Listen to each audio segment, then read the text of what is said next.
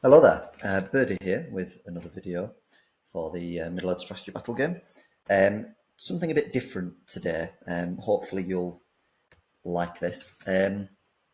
Seeing as we have now got all the army lists, we've got the third book that's been released now. We have the legacy PDFs that have been released, and we've all had a chance to look at them.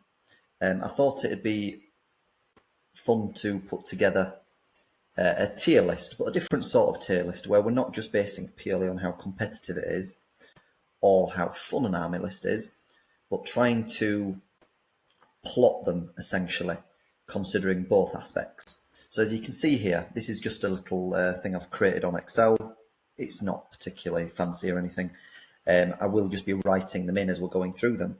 But if I've counted them correctly, I believe including legacy lists, there are 106 army lists. And I'll be quickly discussing each of them, and we will discuss the fun level and also its competitive level, and then plotting it on the two axes, depending on which I would put it in. Now, it is opinionated, of course. I'm sure you won't all agree with where I place these, but I was hoping this video would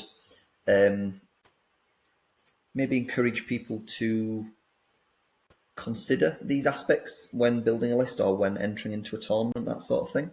And it's not for me to say or like demand or anything, but there's like certain lists that you're taking it to a tournament, you're not going to have a great time yourself, and you're going to ruin it for other people. And there's also other stuff you can take, which is extremely fun for both parties. You'll always enjoy your games, and whether it's competitive or not, it will always lead to fun, interesting games for you and your opponent. And they can be at different levels of competitiveness, but I thought we could discuss them here today, and we can go through each of the lists, discuss where they kind of land in this on these two axes. So I'll be going through them alphabetically. I'm going to have Tabletop Admiral open with me here at the same time, so I can quickly discuss. Most of the lists, I'd say almost every list, I've got a decent idea as to how the list works, how you build it, and I've looked at all the profiles and everything like that. There might be the odd special rule and things like that I might miss from the army, but I'd like to think I can plot them relatively close to where they will turn out to be. So, without any further ado, first one we'd be starting with is Arathorn's Stand. Now, this is known as, sadly, one of the lists that didn't get much love. Arathorn has a nice rule where he potentially keeps his might and doesn't have to spend it whenever he does on a 4+. The list is not particularly competitive. I would definitely classify it in deficient. I think praying for good matchups is not does not apply for this army. I think it can do okay in some games. It does depend a bit on the matchups and scenarios. There's some scenarios it really struggles with. However, it has a chance because it is a list with a lot of might. And a lot of might does give you a chance if you can play it well. There's some matchups that are nasty for you, that are going to be very difficult to win. But the list does have some ability to do damage and has a lot of might to give you control and pressurise your opponent. I'd say it always leads to fun games. I wouldn't put it in the fun for all category, purely because it intends to play quite a skirt. If somebody plays it as optimally as possible from a competitive standpoint to try and maximise what they can get out of the list, really they should be skirmishing you and making the most of the bows they've got. They're not great bows. They're only strength 2 normal bows, but they are hitting on 3s. They've got a might point behind it, 24 inches. They're not horrendous either. So I would put Arathorn's Stand quite confidently in deficient. It's lacking a lot of things to be competitive, but it is always fun to play against. I'd say the fun level category, we're going to base it on two things. It's going to be not only fun for the player using it, but is it also fun to play against? Will it create a fun game for all involved? So I'm going to put it in the fun category. Next, we move on to Army of Dale. Now, this is a very different beast to Arathorn stand. Army of Dale is a shooting army. It comes with wind lances. It comes with 3+ shoot value, Esgaroth, strength 3 bows. You have +1 to wound within your deployment zone or within 3 inches of your wind lances. It is a very nasty list. I'd say it's not particularly fun to face because you're getting shot on the way in.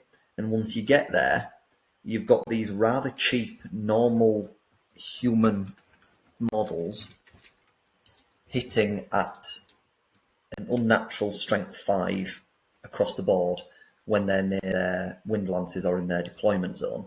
If you play a scenario with a 24-inch deployment zone or even a 12-inch deployment zone, likelihood is that you're going to have to come towards them because they've got the shoot advantage, and then they've got +1 to wound. And okay, they don't have any massive big hitting heroes. They don't have a great answer to your big hitter if he does get to combat, but they've got good numbers. They hit hard. They can decimate your army. They're also decent fight value. So I wouldn't quite put them in completely oppressive because there is ways to deal with them. If you can avoid being shot too badly on the way in using terrain, if you've got Maelstrom, perhaps you can deal with them. So I'd definitely put them in the nasty category. They are not fun to play against. And I would say they are surely not that fun to play because what are you really doing? You're just standing there and rolling dice at your opponent. There's no skill. You're not really doing a great deal. And once they get to you, you've got this overcooked special rule that's giving you a +1 to wound on models that don't really deserve it. You've now also got Knights of Dale that potentially have a +2 to wound. So definitely in the nasty category, bordering on oppressive, but I'm going to go with the nasty category. In terms of competitive, I don't think it's quite meta, but I think it's top tier. It will do well at events. It's got good answers to most things. It can do a lot of damage. It can play scenarios. It's got good numbers. Its only real weakness now with all the extra scenarios coming out is its mobility. It doesn't move well, and it's not encouraged to move. So there's some scenarios it's going to fall down on, hence why I'm not putting it in the meta. Not a nice list to face, in my opinion, or to run. I don't think it's fun for the person running it either. I'll give it props so the army does look nice when it's done well. Next, we'll move on to Army of Edas. So this is from the War of the Rohirrim film. This is the Army of Edas with Helm and Haleth and Hammer and some of the other heroes. I'd say it looks great with the new models. It's generally always a fun game to play with or against. I've played against it multiple times, and because they're not particular high defense, you are killing them, which is good. It's relatively fun for your opponent that's running them because you've got a lot of might, you've got some fun characters, you've got a lot of personality in the list. I would definitely have this somewhere between fun for all and the fun category. In terms of competitive ability, I'd say it's got legs to do quite well, but because of how the list and how throwing spears work and your issues with building the list, I'd say you generally want to always build this going quite hero heavy, and then there's issues with that. I think it's somewhere between deficient and needs a good pilot. If it's piloted well and built smartly, they could do well, but it is going to struggle at some scenarios just due to its numbers. I think it makes more sense to have it in the deficient category. So Army of Edas, we'll put it in here. Now we move on to Army of Erebor. So this is the one that's proved very popular recently, since the new books have come out. I've heard a lot of people talking about this list, a lot of hype about it. I've also faced it a couple of times already. Friendly models that are spear supports get +1 to wound. Your normal guys are already strength 4, so that is nasty, essentially hitting at strength 6. Every hero in the army can declare 1 free heroic combat in the game. And additionally, you've got Gimli and Gloin that are getting a reroll any fail to wounds when they're within 3 inches of each other. You've got a very large variety of heroes to choose from in this list, which is really nice. You've got a lot of personality to it.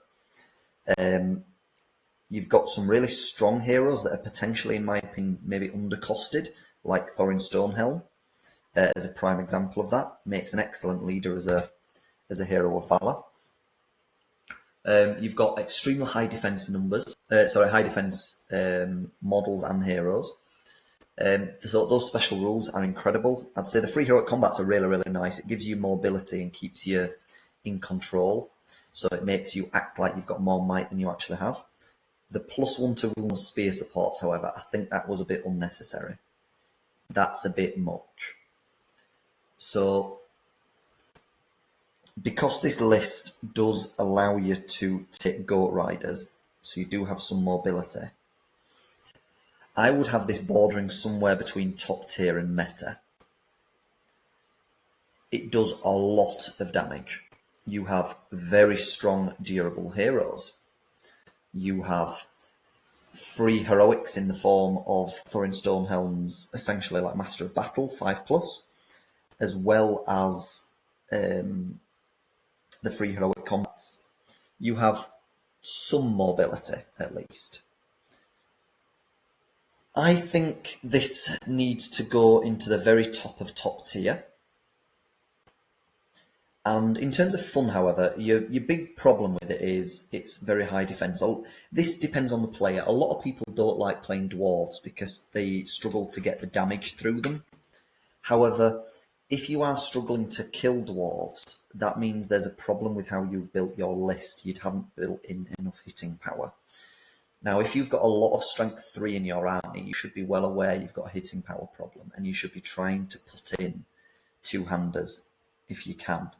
At least a smattering of them. Or if you're elves, you need to be taking elves that can hand and a half, and they need to be able to 2-hand. You need to be preparing for facing high defense armies. That needs to be something you consider when you're building an army. What would I do if I face a high defense army? And with that in mind, I think this army is...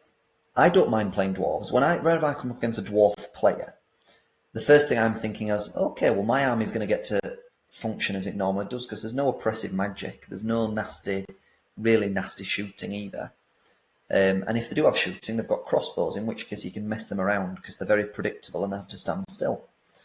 So I don't mind playing dwarves. Maybe I think I'm in the minority that I'm quite happy playing against dwarves because I think I know how to play against them, which is you mess them around with movement, you mess the shooting around, you try and trap them, surround them,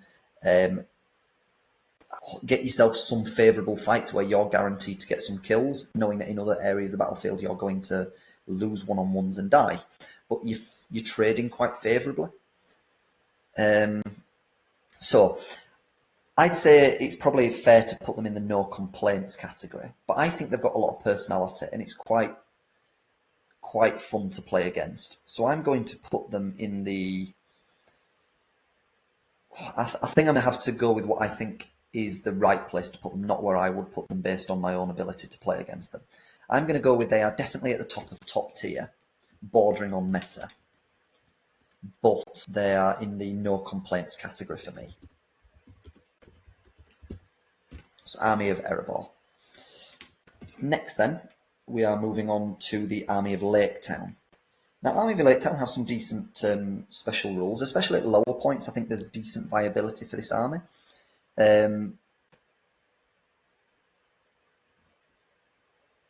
With the Master of Lake Town, he provides some nice buffs to your army, gives them a fight value increase. You've got a nice little kill squad included in this army when you take Tauriel, Killian, Philly. But you're really lacking a proper big hitter or an answer to a big hitter. You've got... it's a good horde faction, you get good numbers, but your bows aren't great. Your fight value's not good, bordering on okay, depending on the buff that's active or not. You've then got low defense, you are going to die quite easily. You also have low strength with no ability to two-hand with most things. You're struggling a bit for hitting power here. So I think Army of Lake Town is fun for everyone. Absolutely. It's a full themey army. It's got very quirky special rules.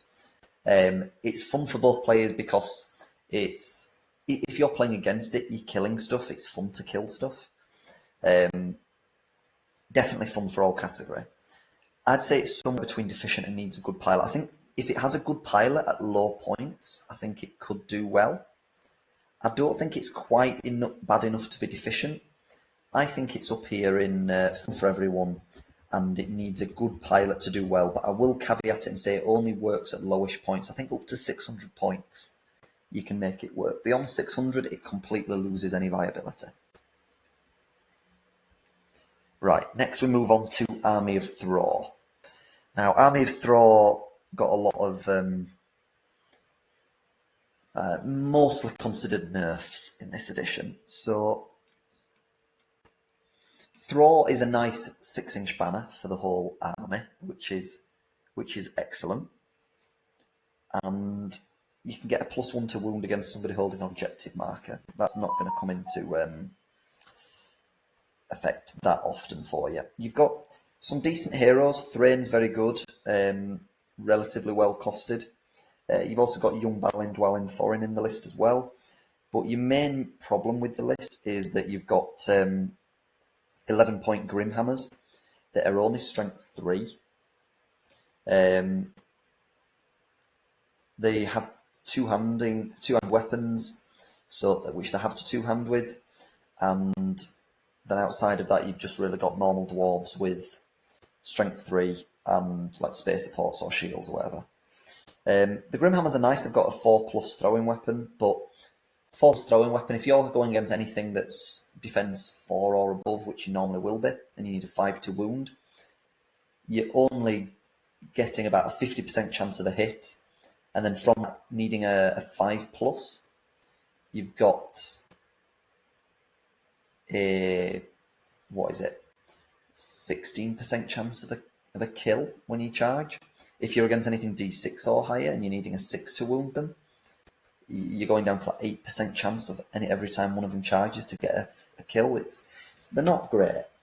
It's a nice theme, is Army of Thror. Look really nice on the battlefield. I think Grimhammer models look really nice, but it's definitely lacking. You've got no mobility in the list either. I'd say this one is deficient, but it's a fun army. I wouldn't quite say fun for all because it's dwarves. It's hard to get kills over the line, but I think it is quite fun to play against. So we'll put Army of Thror in. Spelled R wrong. Army of Thror. So next we will be moving on to Arnor. Now, Arnor is a very strong army. So you have Malbeth with his 5+ saves, 4+ on heroes. You've got Foresight points. You've got a Palantir. You've got an extremely survivable Defense 6, Fight 4 shield wall. Well, it's not shield wall, but they've got shields. You've got a good ability to get high numbers in this list. You've got good shooting from the Rangers. All right, they're not the best in terms of damage, but you can take a lot of them, and sheer volume of fire will do a lot of damage for you. Arnor is nasty to play against. Very, very nasty. I'd say it's actually oppressive because struggling to get damage through. Like you can deal damage and then they just roll really well on the Malbeth saves, and you can't do anything about it.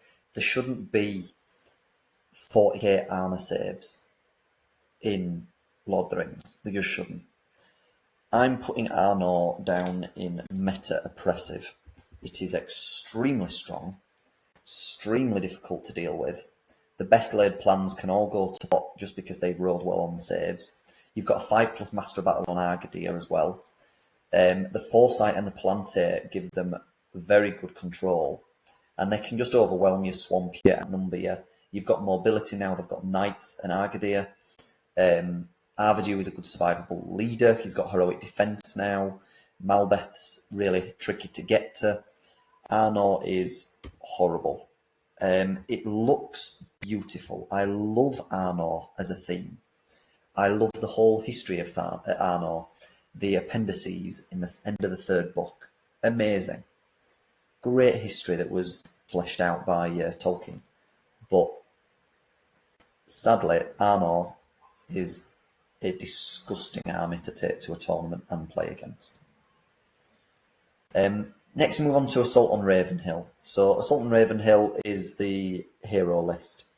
This one comes with a good range of heroes. You can take Thorin, Dwalin, Killy, Fili, Legolas, Bilbo, Tauriel. You've got quite a few special rules in the list as well. Thorin is a 6-inch banner. You've got Legolas is now fight 7 with 3 attacks. If he wasn't ridiculous enough, he hasn't even got a points increase in this list. The theme is nice. I think the list is lacking quite strongly because its numbers are so low, but it's got answers to a lot of things. I think it needs to be piloted very, very carefully. So I'd say it needs a good pilot. I don't think it's fun to play against. It's probably quite fun to play with because you've got a lot of might and heroes jumping around. You've got some decent special rules. But it's not fun to play against when you've got so many big threats and heroes that are very strong and undercosted potentially as well. Like Legolas, like Tauriel, it feels nasty. I think it needs a good pilot, but it's still bordering on nasty if somebody takes this because there's not really any weak links. So there is the weak links in like Killy and Fili and stuff, but you've got so many big hitting heroes nearby that it'd be quite hard to pick them off. So I'm going to put Ravenhill in needs a good pilot nasty. Next we move on to Atop the Wall. So I've got a bit of issue with Atop the Wall, which is that why would you ever take Atop the Wall now there's Defenders of Pelenor with similar stuff in it? So I was going to build and start running Atop the Wall because Gandalf is really nicely buffed to this edition, especially when he's got Pippin with him as a passenger on Shadowfax. You've got Húrin in the list, you've got Irolas in the list, Baragon's okay, you've got a Bolt Thrower in there, Knight of the White Tower's really nice now as well. You've got your Citadel Guard, which are pretty good when they're near Irolas. Some people think it's a trap, I think it just needs a good pilot. And in terms of special rules in this list, you've got a 12-inch Fearless bubble around Gandalf, which is great, and he's a survivable leader for you till the late game, so you're probably going to have that at the end even when you're broken, which is fantastic. But in Defenders of Pelenor, you can take Halbrad with a 6-inch Fearless bubble, and you get 3 heroic combats for all the heroes, and you can take all the same heroes in that list as you can in this list. So why would you not take that list? And the only other things you get is you get a Hatred Mordor in this list. And okay, Army of the Great Eye and Legions of Mordor have got some nice additions and they're really good now. But are you really going to see them that much that you're going to see that difference? And again, would you not just prefer some free heroic combats? And then you get to reroll ones near an objective marker. So that's not going to come up that often, really. So Atop the Wall is a really good list. Well, not a really good list, a really fun list. Fantastic theme. As long as you don't build it with a trebuchet or multiple Avenged Bolt Throwers, I'd say it is fun for everyone involved. But I don't think we can quite put it in that category. I think we put it in the fun category. But in terms of competitive viability, I'd say it needs a very good, careful pilot to maximise Gandalf. And it's lacking in other areas. You're going to struggle to get your numbers up because of Gandalf. You've got a very strong survivable shield wall with your normal guys, but if you take your ass with Citadel Guard, which I think you should, again, it needs a good pilot. I think this is quite a clear when it goes in. Fun needs a good pilot. However, I think the list is completely redundant and you should never run it, because you should always just run Defenders of Pelenor. Build the exact same list of people as you would in Atop the Wall, but do it as Defenders of Pelenor. Next, we move on to the Battle of Bywater. So this one is the one with all the hobbits, so Merry, Pippin, Frodo, Sam. You can definitely hoard out. There's some really nice special rules. There's going to be a lot of killing involved by the enemy. This is definitely going in fun for all category. Everyone enjoys playing against hobbits. In terms of competitive viability, however, you've got a massive issue with mobility. You've got a lot of numbers though, which could work. It'd need a very good pilot, but I think the list has to go into deficient. So Battle of Bywater, we're putting in fun for all, but it's definitely deficient. Then we move to the Battle of the Five Armies. So Battle of the Five Armies, you've got a lot of options in this list. This is where you can get elves, dwarves, Lake Town. Now, personally, I think it's a bit of a trap running any Lake Town in this list, unless you were going to be running Gandalf the Grey, if you really wanted some magic in the list. And because the channeling is much better now, you've got 3 Might and you're keeping behind the line, I think there is some viability there at high points levels. But for the most part, I think really you just want to run dwarves and elves mixed together in this list. I think Lake Town is a trap. Bard is nowhere near as good in this list either, so I would not be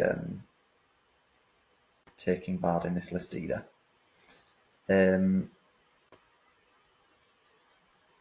Additionally, with this list, I should just explain that you get a reroll of 1s if you've got a different racial keyword. So if you've got a dwarf and an elf fighting together in the same fight, actually engaged with them, you get to reroll 1s. The list is real nice though. You've got a lot of options. You've got Dane, Thorin, Thranduil. You can get Radagast, Gandalf in here, Bard. You've got all the other dwarf heroes. You've got Bjorn in there. You can take Gwahir. Lots of options. I'd say this is a very, very competitive list. Definitely in top tier. You've got a lot of options. You can get yourself mobility. You can get yourself good shooting. You can have a really strong, durable line. I'd say it's pretty fun to play against. But, big but here. People take Gwahir a lot in this list. There's also... If you're looking at this list, there's one very obviously competitive way of building this list, which is Thorin, Beaufort, and Ori. Gives you a magic resist bubble. You've got free 2-handing. You get might point back on Thorin if it kills heroes or monsters, and then you can dump Gwahir in the list to give you hitting power and mobility, and a big monster threat. So I'm going to put in the no complaints. I don't think it must be relatively fun to play with, I think, but to play against with how prevalent Gwahir is, it's tolerable. But it's a bit annoying that you see the same build over and over again with it. I've started to see some people mix it up a little bit. I think there is viability in other ways if people get a bit more creative. But yeah, I'm not going to put it in fun. I don't think it's quite that level. But it is definitely top tier. It's a very competitive army. So next we move on to the Battle of Fornost. Now this one surprises me. And I think it surprises everyone. Everyone that plays it, builds it, all runs into the same problem, is that you don't have the hitting power. And I was constantly thinking people were playing it wrong or running it wrong. I was playing against multiple of my friends, regular opponents, run this. And they've all built it, in my opinion, wrong, or so I thought. So I actually asked them, all right, let me play it and build it how I would, how I think competitively on paper it works. Because whenever I've played against it, they've had such a big problem getting through anything that's D6 or higher. Glorfindel is awesome. Glorfindel is top tier hero, love him. Fight A, +1 to wound on monsters. Asphalot, 12-inch move, provides such a threat. Resistant to magic. Is incredible. Such a threat to think about and deal with. Plus the model looks amazing, and so many people do it justice with some incredible paint jobs. But Glorfindel can't carry the list by himself. Arnor, in my opinion, is overcosted for what he does. As soon as he loses his horse, he's just stuck at strength 4, 3 attacks, and he doesn't do much for you. His special rule is nice, bit complicated, but nice. But he's your leader as well. And he can easily take damage, he can easily die. I don't rate Arnor. I'd prefer the list if you didn't have to take him. And upon using him, he proved to be exactly that, just a liability. And then the other stuff in the list. Círdan feels like he is good, but all he's doing is knocking something over with Colwyn's. He's just delaying the inevitable. And it's a point sink that's not really doing a great deal for you. I think he needs to be piloted well. I do think Círdan is good. I really like his new profile, way better than the last edition. It's a lot more versatile and unique and quirky, but it needs to be piloted well. And also the hobbits are a bit of a trap in the list. I think taking a few of them is useful just to get your numbers up. But the Ranger of the North is not very good for his points cost. The armour is a trap. Don't take the 5-point armour on him. And the hobbits get your numbers up, but then it also gives your opponent an easy way to break you if they get to them, and the hobbits aren't going to escape. So when I ran Fornost, I thought the best idea was you run nearly all elves. You try and take an elf captain, or you get Círdan, max his warband, max Glorfindel's warband out. Try and take as few Minas Tirith guys as you can, because even though they're survivable, they just provide no hitting power. So I thought you really want to try and hit hard. Two-hand with all your elves. You've got fight value, you've got space supports, you've got a banner. You'll be all right. But it just doesn't quite work. There's just something not quite right with that list, how it works, how it's balanced. I think it's competitive. It's not top tier, it's competitive. But I've never had a bad game against Fornost, so I think it's competitive and fun. You do generally kill stuff against them. You've got quirky things in it. It's nice to see some hobbits taking on it, Ranger of the North taking it. Círdan's a bit annoying if he's knocking over your big piece with his Colwyn's, but he's only got 4 will. He's not the most reliable caster. He's only got 1 might to channel. I think you can deal with it. So we're putting it in fun competitive. So next we move on to the Battle of Greenfields. So this is the one with Banderbrass Tuck, with Rangers of the North and hobbits. Now you've got a few little special rules in this one. You get a free heroic combat on Banderbrass Tuck, but he's only 2 might and he's got strike at strength 4, fight 4. They're not reliably going to be going off. You get a nice little dominant rule. Your Rangers of the North get 2 attacks, but it's not a good list. You can get a lot of numbers, but they're still hobbits. They're still going to die. They're moving only 4 inches. It's not a good list, really. It's fun, very, very fun for everyone involved. Definitely fun for all, but it's badly deficient. Is it more deficient than Battle of Bywater? I'd say yes, they have more special rules. I'm going to put it in this here. Battle of Greenfields. Then we move on to the Beornings. So last edition, these were one of the banes of my existence because they're nasty to deal with. The bears are really strong, but because you have to focus on the bears, the Beornings actually can really carry the day. And really, they've not been brought down or nerfed much. You've got resistant to magic on all friendly models, which is really nice. So it keeps the bears away from being nullified. They still get a shrug off as well. The bears themselves are extremely strong, being fight 8. And they also treat the bears as banners to the Beornings. Only 3 inches now, which is good. There were 6 inches previously. But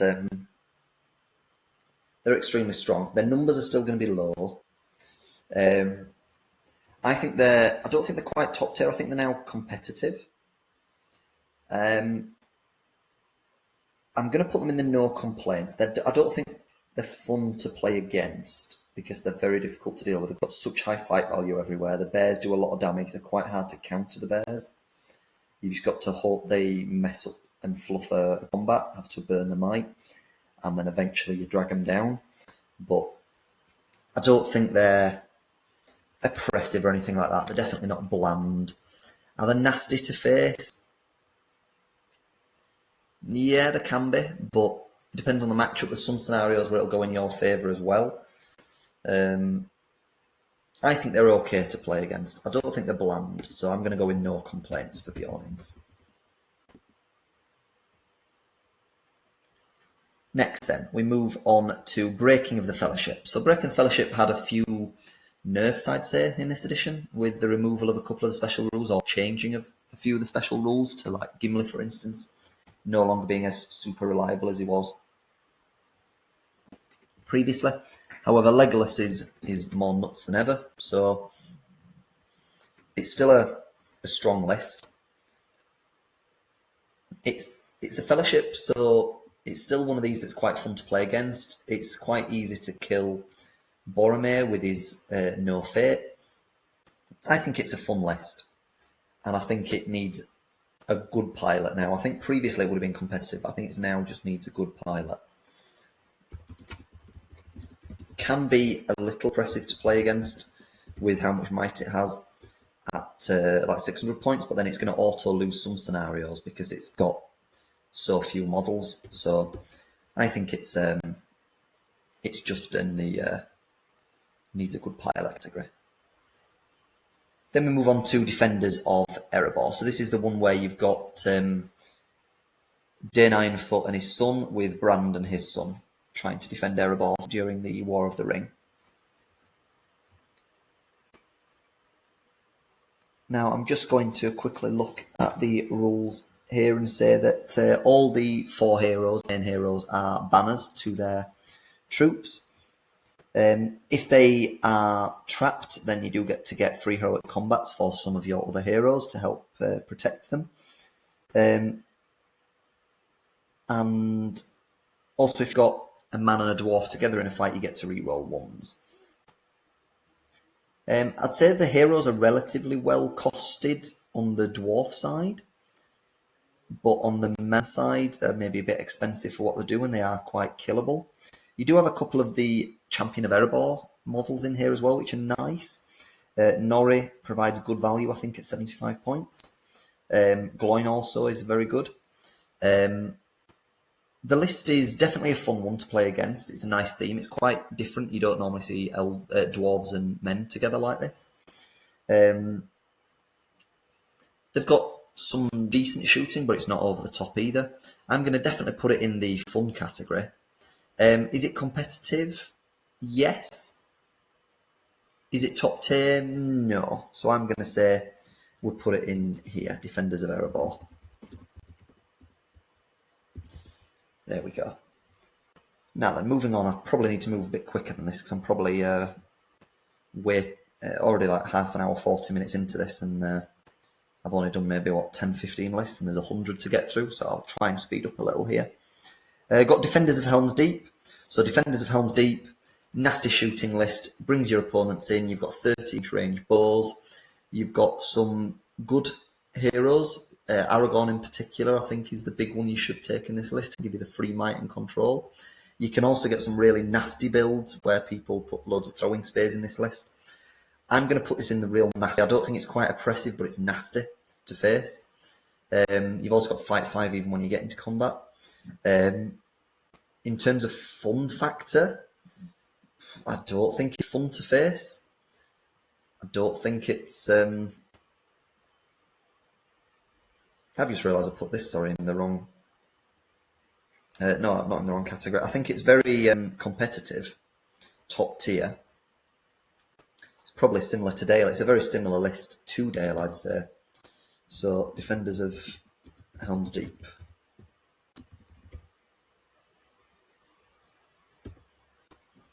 Next, we move on to Defenders of the Pelenor. Now, this is a list I'm in the process of building at the moment.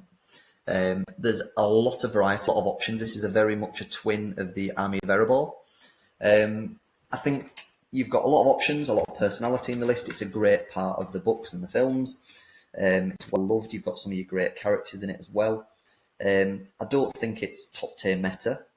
I don't think it's quite as good as Army of Erebor. I'd say it's competitive and fun. It's a bit more fun than Army of Erebor because there's more chance of killing the enemy because they don't have dwarves. It's also not quite as competitive because it doesn't have +1 to wound on all its spear supports, and it's also got slightly lower defense. But I think it's a very fun list. You've got a lot of options as well in how you can build this list. Then we move on to the Eagles. I don't think we need to even discuss it. Eagles is going down here. Don't take it to tournaments. You're not going to make any friends. No one's going to be happy with you turning up with Eagles. I'm really sorry. Eagles look nice. Some of you have done some great paint jobs on them. Keep them for display. Don't bring them to tournaments. It's broken rule. You're not winning from any skill at all. It's a broken mechanic. It needs sorting in the next FAQ. Erebor and Dale. So Erebor and Dale, this is the mix of Thror, King Under the Mountain, with also the Thrain, Young Balin, Dwalin, Thorin, plus also some basic Dale heroes. Special rules in this army. Again, you get to reroll ones where you've got men and dwarves together in fights. Girion counts as a banner in the list, which is nice, and you do potentially get to get Might on a 3 if you roll a 6, but it's not particularly reliable. This is definitely better than the Army of Thror. It's probably the better way of building it. So it's more competitive than that. It needs a good pilot for it to do well. You're still lacking some mobility. I'd say it's definitely fun. Maybe not fun for all because it is still dwarves, but you've got some men in there that you can kill. But I think we go quite comfortably into fun, but it needs a good pilot.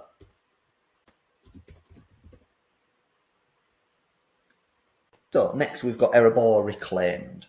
So this is with all the champions. You've got Thorin in the list, and additionally, you can take just Iron Hills Warriors. So you've got no mobility in the list. Good list, great heroes, very survivable.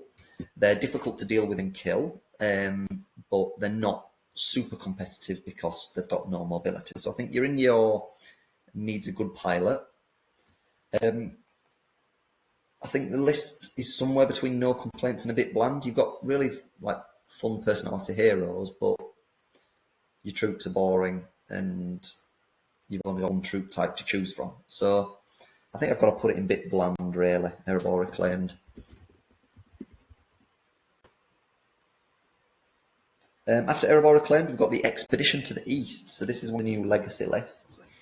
This is one where you can take Kyrian, Dra, and Mirin, along with the Captain and Minas Tirith. You've got a mix of dwarves and Minas Tirith. We've never really seen that before, which is kind of nice. You've got some fun little special rules as well. I think this is definitely going to go in the fun category. I don't think quite fun for all. Again, it's dwarves and Minas Tirith high defense, but I think we've definitely put it in the fun category. I think again is going to need a good pilot to do well. Maybe it could be competitive if you could get good numbers with your low cost heroes, but then your heroes don't really have an answer to anything big. So I think we've got to put it in the needs a good pilot.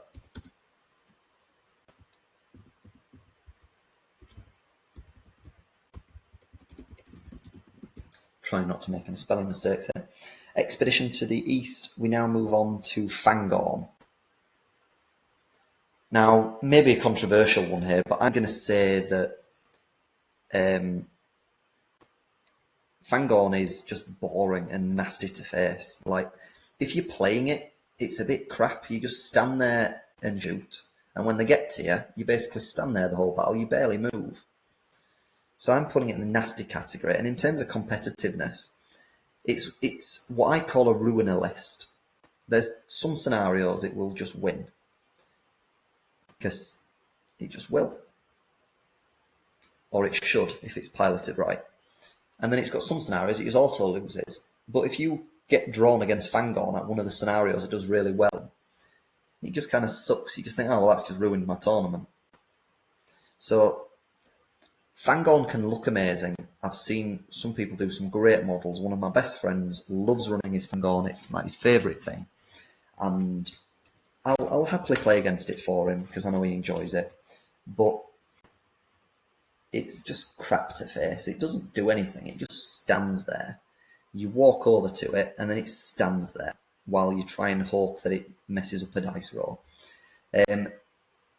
You can beat it. I'm not saying it's unbeatable at all. It's not super competitive. It's just a nasty ruiner list, and it's just not fun to play with or against. So I'm putting Fangorn in competitive, but just nasty. It's not quite oppressive, but it's nasty. Then we've got the basic fellowship. So I'd say basic fellowship, it doesn't have as many good special rules as breaking of the fellowship. But it's still great fun, but it's probably deficient. Then we move on to the fiefdoms. My poor fiefdoms. They've been ruined, absolutely ruined. Imrahil is far too expensive for not providing much value now. Some of the other heroes are okay. They've either stayed the same or got a little worse. Angbor's got a little worse. Forlong's a bit worse now because he doesn't have his horse, but otherwise his rules are still good. Dwinhair's the same, and the captains are good, but they only work well when they've got Imrahil, and Imrahil's just shockingly being destroyed. The knights are only fight 4. Axemen are great, but the list giving you a +1 to wound when your hero charges, okay, it's stackable. You could have multiple captains of the Lamroth and Imrahil charging, you're getting loads of +1s, but your army's still got problems. I'd say it's now in, I think it's, you could do okay with it. It needs a good pilot, but it's deficient. It's got problems. I think I'm being harsh if I put it in deficient, but if you're going to run pure fiefdoms, just run it in Defenders of Pelenor. You're getting 3 heroic combats, and that's better than your +1 to wound, really. Because that's only when you're charging, and you're not going to get that much might in your list. You're not going to be charging that often. It's not great. I've put Defenders of Pelenor in competitive, so I think I need to put this in needs a good pilot. I'm putting it in fun for all, though, because your opponent's getting kills against you. It looks great. The theme's great. I don't think anyone ever has a bad game playing against fiefdoms. Yeah, you can run it with Dwinhair and the Blackroot Vale and go heavy shooting, but if you're doing that, as soon as they get into combat with you, you're in trouble. And they're only strength 2 bows. You're not doing that much damage. So fiefdoms are going in here. Fields of Celebrant. So this is the list with Earl the Young, with a King of Man and captains. Earl's a great model. He's got really good rules. He's very strong. He's well costed. You can also get a King of Man in there from Gondor. It's quite a nice theme. It's a bit bland, I'd say, because it's there's not much going on for it other than Earl, and you do have the Sons of Earl, which can only be taken in this list, which is quite fun. But yeah, there's not much going for it really. I think competitively, it's lacking. I think it is probably somewhere between deficient and needs a good pilot. I think you could maybe make it work. I don't think it's quite deficient. I think we put it in no complaints, needs a good pilot. It's like kind of in the middle somewhere, but it's not quite bland. It's got a bit of a theme to it. So we'll put Celebrant in there. Right, then we move on to Fords of Eisen. So this is the one with, what's his face? The son, Theodred. Theodred, you've also got Elfhelm in the list, which is good. Grimbold and the King's Huntsman. He's a bit of a liability, is Theodred. You don't really have answers to some things as well. I think we've got to go with this list being needing a good pilot to do well. Needs to be very carefully piloted. But it could do okay. It's also fun. You're going to kill stuff, you're going to be killed. I think it's probably a fun for all list is that one, but it's definitely only needs a good pilot. After Fords of Isen, we run on to the Garrison of Dale. So Garrison of Dale is Girion with loads of shooting as well.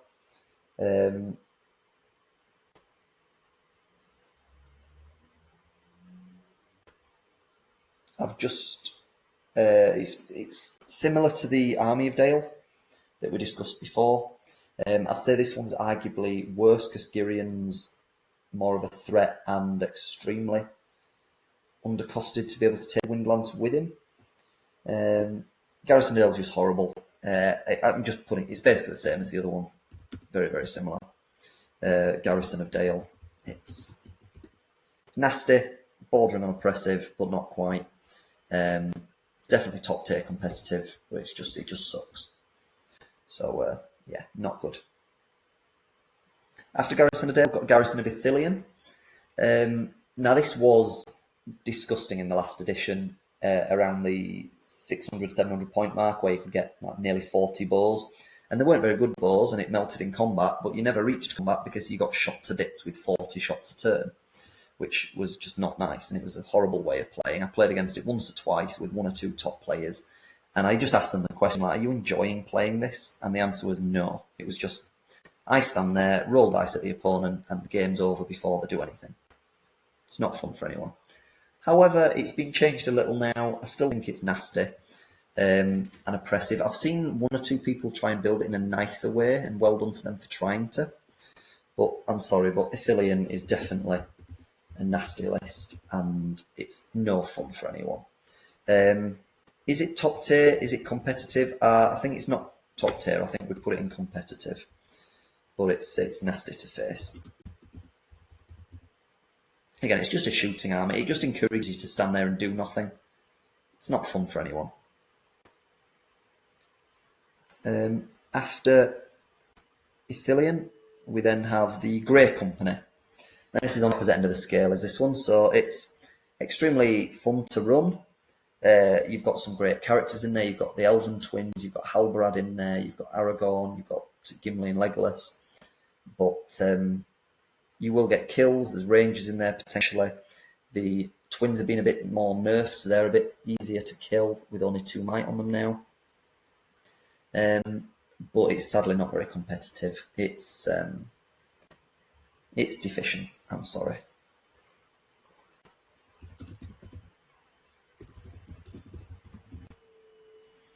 Next, we move on to the Grief of Eomer. So this is the list where Eomer goes up to fight 7 when he charges.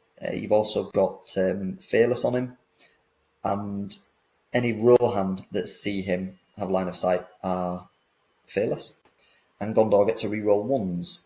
However, the Gondor that you'd be taking, Imrahil's far too overcosted. Hurin's nice, but again, if you were going to take this list, is getting a +1 fight on Eomer really that good? If you love Eomer that much, fair enough. But otherwise, why would you not just take Defenders of Pelenor and get 3 heroic combats? I think the list is okay. Needs a good pilot maybe. I don't think it's that competitive. It's okay. But is it fun? Yeah, it's fun. Let's put it in there.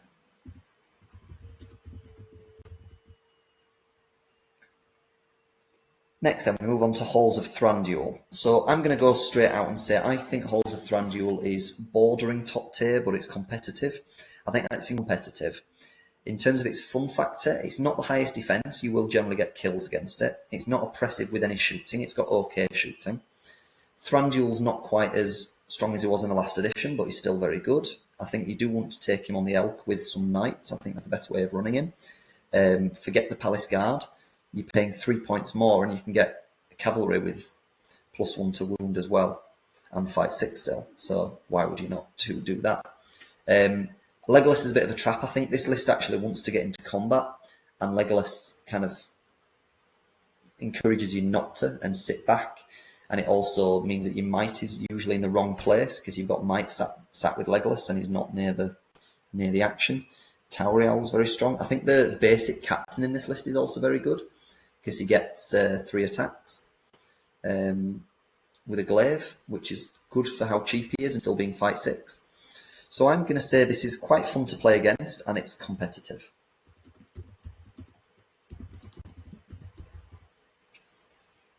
Next we move on to the Iron Hills. So this has received a little bit of an improvement lately with the fact they've got Mirren and Dra now in the list. Previously you had just Dane on his Warboar, who is awesome and very good. Then you just had Dwarf Kings and Captains and it was all a bit bland. It was definitely going in the very bland option otherwise. But it's now a bit better. You've also got some mobility in the list. You've also got the Chariot, which is an interesting model. I don't think it's the most fun thing to play against, but it's got some interesting quirky rules. It's something different to face as well. And it needs a good pilot. You're going to be quite low on might in general, and your numbers are going to be difficult to get particularly high. So I think we put Iron Hills quite confidently in the needs a good pilot, but it is a fun list. As long as you don't hate playing dwarves. After Iron Hills, we've got Kingdom of Khazad-dûm. Now, Khazad-dûm is way better than it was previously. Durin is still expensive. Mardin's decent. He's got strike now. I like that. But it's all about your different troop variety. The ranges have been massively improved now with strength 3 bows. They're really good. You can get good numbers in the list now. I think you still struggle a bit for mobility and might and stuff, and you've got no space supports. There's still things to run around there. I think this is a competitive list. I think it's beyond needs a good pilot now. I think it is competitive, even though it lacks mobility. It's a very competitive list. But it's fun for everyone. I think everyone loves Khazad-dûm, and nobody's going to not enjoy a game against them.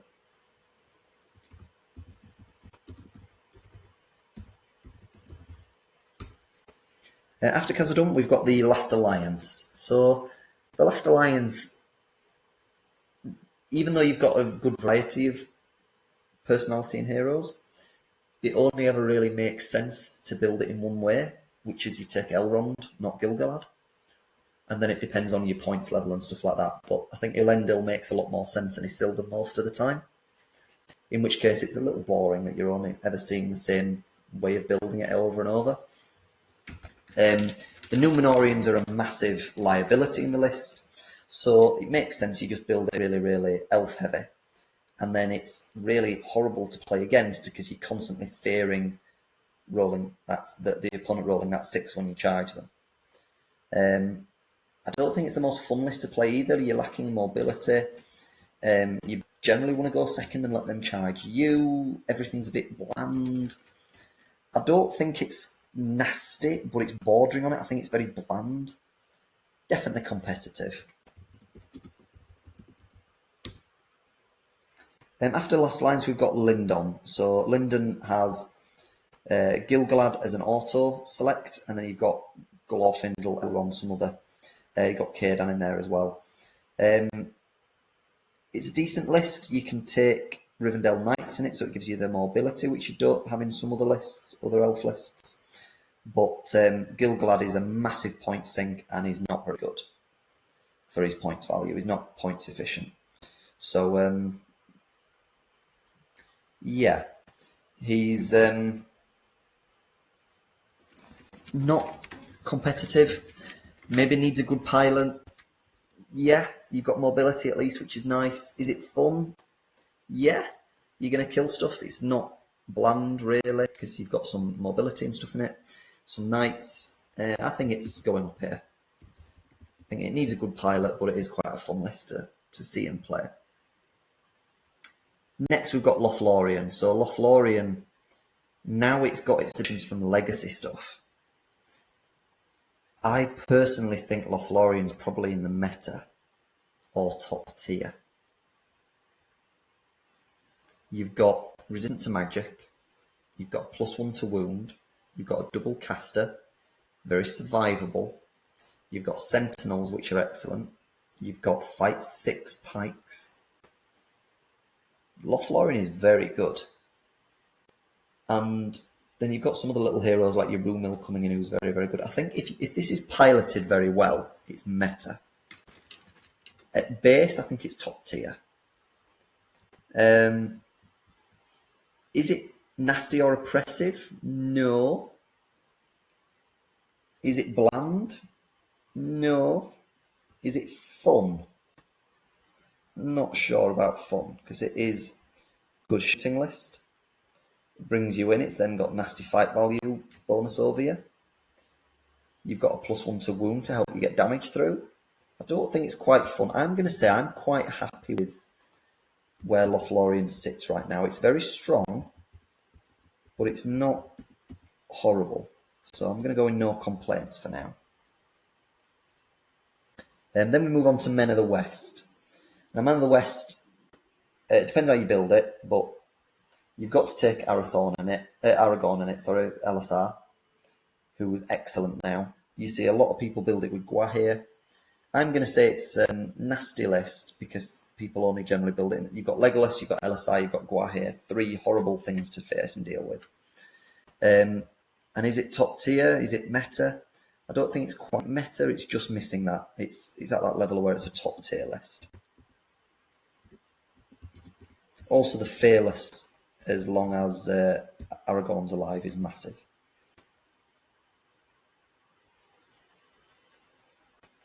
Next, we move on to Minas Tirith. So this is Minas Tirith with Denethor, Boromir, Faramir, Húrin. You've got good options there. They can use the Palante once as well, which is nice to have. And Faramir has to be charging, but he is fearless, so that's quite cool. The list is a little bland, I'd say. It's a nice kind of theme that you've got the dad and his 2 sons. I like seeing Denethor on the board because it's people taking a risk of using quite a potential liability character. I think it needs a good pilot, but it's a bit bland, so I'm going to put Minas Tirith there.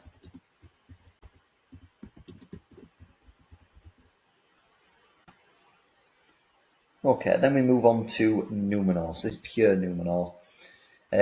Nice to fight 5 now. Elendil and Isildur are both very, very strong, very good profiles, but you don't have any real options. It feels like an unfinished list. I'd say it's deficient and it's bland at the minute, sadly. After Númenor, we've got Paths of the Druidan. So Paths of the Druidan, you can take some Rohan as well as the Wozes. Some interesting rules that you can win a move off easier. You're getting bonuses to killing evil models, orcs, goblins, and Uruk-hai. And you've also got these waypoints which can help your mobility. I think you can get decent numbers on it and it could competitively do alright at events. It's an interesting list, but it's not one you're going to see very often. I think it's competitive enough. Needs a pilot, perhaps. And is it fun? Yeah, things will die if you're facing it. It must be fun to use. It's quite quirky. So I think we can put it in the competitive. I've just got rid of dumb. There we go. Paths of the Druidan. Let's put Druidan.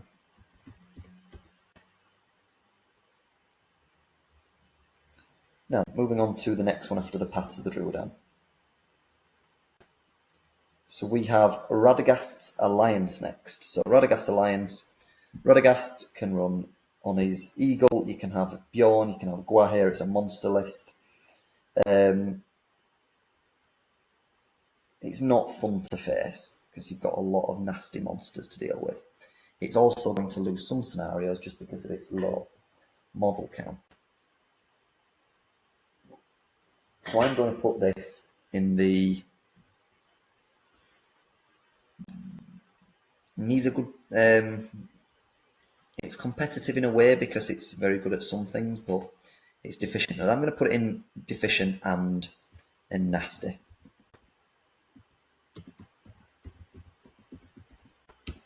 Right. After that, we've got Rangers of Mirkwood. Disgusting. Ban it. Nerf it. Do something to it. It's just not nice. You are encouraged just to stand there and shoot your opponent and do nothing. You just roll dice at them. You've got a crazy amount of shooting. You've got Less and Towerel to make it even worse. They're both far too undercosted. You can't be really shot back easily. Just disgusting. Just anyone that runs 500 to 700 point tournaments, just ban this list. It needs changing badly.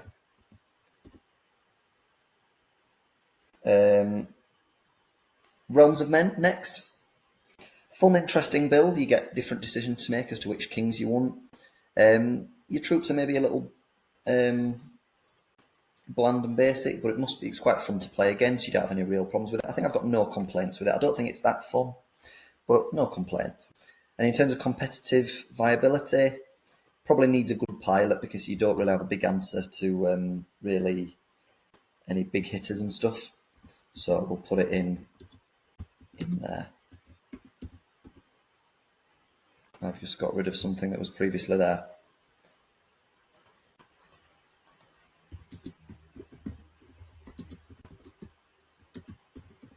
There we go. Then we move on to Reclamation of Moria. So this is the one with Balin. Now I actually think this is better than the Khazad-dûm list. Purely because I think Balin is such good value for you. At only 110 points to have 2 attacks with a d6 reroll from Durin's Axe. If you have the King's Champion and a banner nearby, you're getting another dice. You've got 4 dice on his fight 6. He gets to give you rerolls to priority as well, which is massive. He's got all the right heroics you want. Heroic defense, strike, resolve, all nice. Defense 8, I think is really good. There's a few things you can't take. You can't take Vault Wardens in this, but they're not amazing anyway. You've got your Iron Guard, you've got your Khazad Guard, you've got the Dwarf Warriors, you've got the range still. And then for heroes wise, okay, Floy Stonehand is not as good, but you've got the King's Champion, who's pretty amazing. You get some relatively cheap Dwarf Captains to get your might up. I think the Shield Bearer is slept on. I think he's very good. I think if this is piloted well, this could do really well. I really like this list.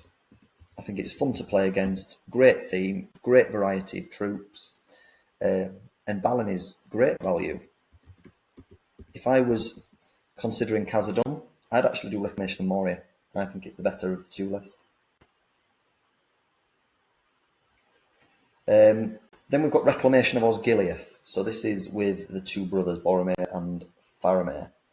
They've got a few little fun special rules where if they're within 3 inches of each other, they spend each other's might, will, and fate, but then you've got all your heroes in one place.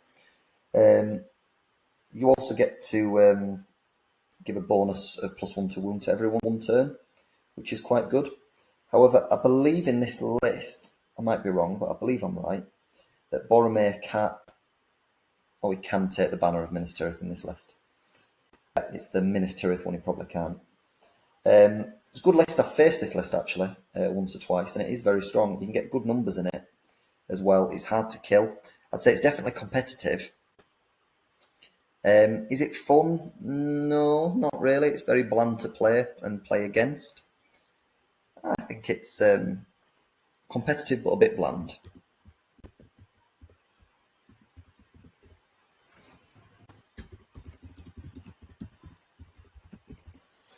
Okay, next we move on to Return of the King. So Return of the King is your Dead of Dunharrow with Aragorn.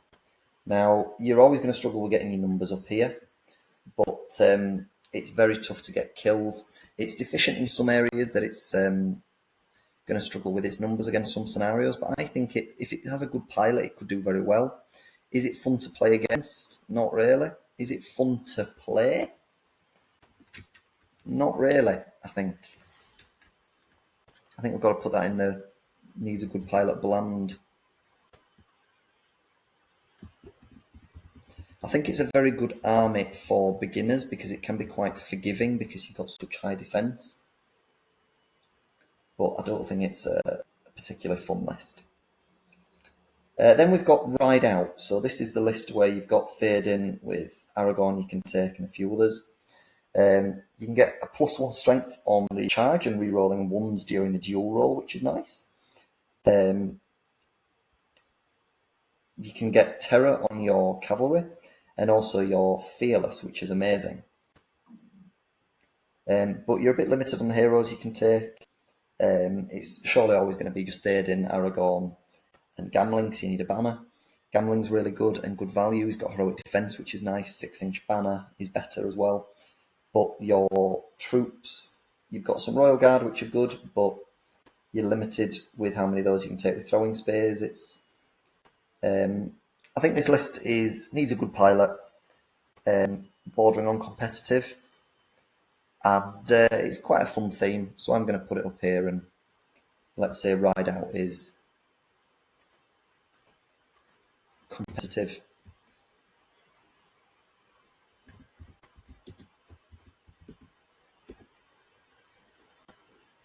So then next we've got Riders of Aemir. Now I've faced this a few times recently, and Gandalf's been massively buffed now. He's much better, but he's still extremely expensive. And without Pippin as a passenger, he's not quite as good as he is in some other lists. Also, you're stuck with Riders of Rohan, which means you can skirmish and shoot, which isn't fun. If you play this as it's meant to play, like as the mechanics play it, it's not fun and it's crap and nasty. If you play it in the spirit of the game and you do how you meant to, I think it's fun. But I think it's very deficient. So I'm going to put it on... I'll put needs a good pilot, but I'm still putting it in nasty category. Because even the turn the sun rises is a bit of a nasty mechanic. It's like the old shade. I don't think any player playing against it enjoys that turn. The shooting skirmishing is not fun either. I think this list can be very nasty. It depends on the pilot. Next we've got Riders of Theoden. So this is Theoden charging on the Pelenor. You get +1 to strength on the charge. You can get anyone within 12 inches of Theoden once a game calling a free heroic combat that turn, which is nice, similar to Defenders of Pelenor. And you also get Dominant. You've got a good selection of heroes to choose from. And you can take some Royal Guard and all this sort of thing. I think it's competitive. It needs a good pilot because it's all cavalry. But it needs a good pilot. I think it is pretty fun. I think it's competitive though. It's quite hard for it not to do relatively well because you've got all those free heroic combats and the death turn. So I think it's better than needs a good pilot. Next we've got Rivendell. So Rivendell with Elrond.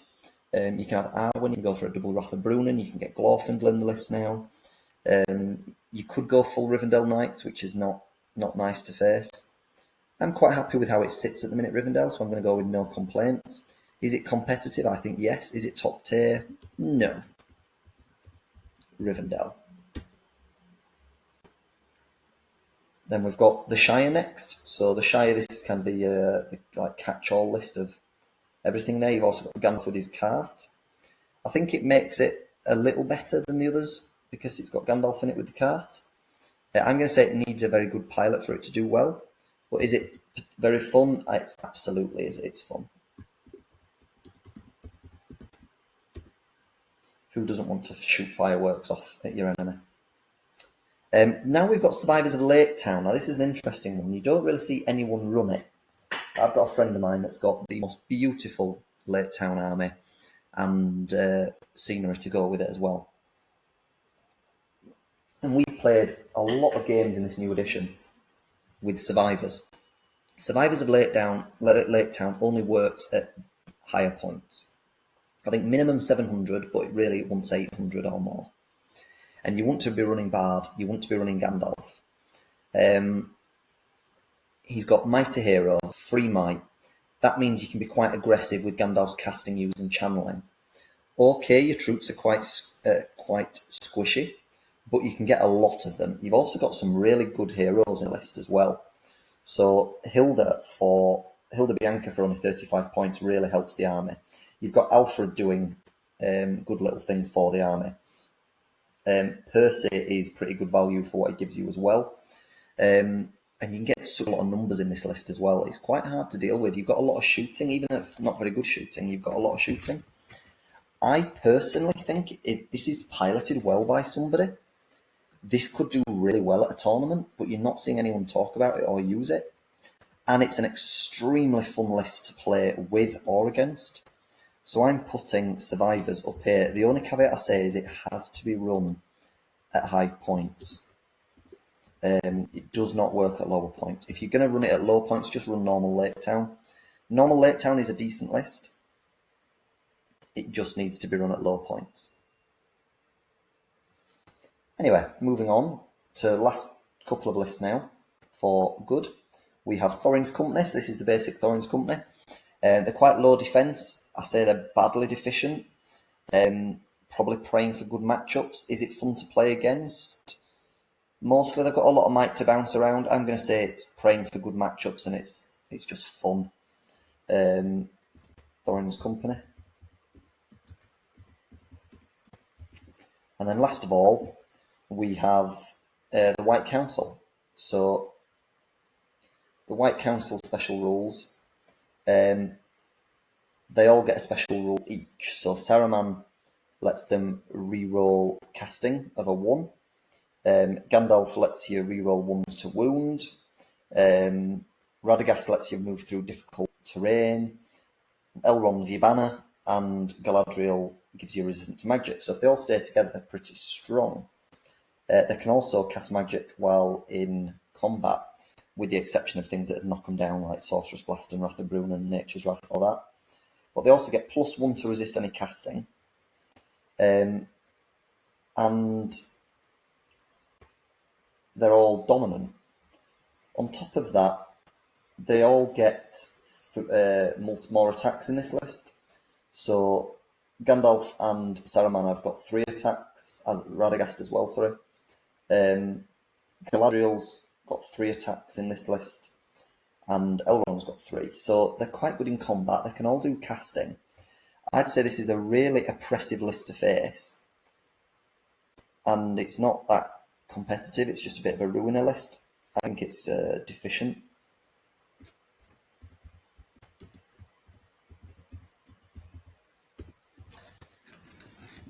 So, looking at this here, I'd say it's sad that for good armies, I don't think you've got anything really in these categories that's extremely fun to face, that's also powerful. I think you've got, these are definitely the armies that are in the top tier at the minute, and these are probably the nicer ones of the top tier and competitive lists. You've got a couple that are probably avoids that really aren't going to do very well for you if you take them to events. And you've got a few that I'd say just avoid because they're just downright oppressive and nasty and need a nerf or change of some sort in their rules. So this is it for good for now. I'm going to do the same for evil. Let me know what you think of this. Also comment below what you think as well. I'm sure there's going to be a lot of different opinions to what I've done down here. Hope you've enjoyed it. Hope you've enjoyed the video. And if you have, please do like and subscribe. Leave me a comment. Let me know what you think. And hope to see you in the next video and at some tournaments coming up in future. Take care.